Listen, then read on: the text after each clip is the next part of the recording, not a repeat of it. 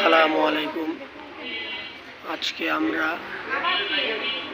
কান্দিভিটা চৌধুরী আমবাগান জামে মসজিদে এসেছি। আমাদের উদ্যোগে ইফতারির আয়োজন করা হয়েছে। এখানে আমরা সবাই আছি এবং কান্দিভিটা চৌধুরী জামে মসজিদ, এখানে নতুন মসজিদ নির্মাণ হচ্ছে।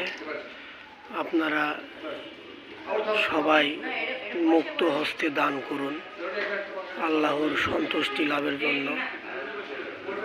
মসজিদটি চাকচিক্যময় সুন্দর হচ্ছে। সবাইকে মাহে রমজানের শুভেচ্ছা।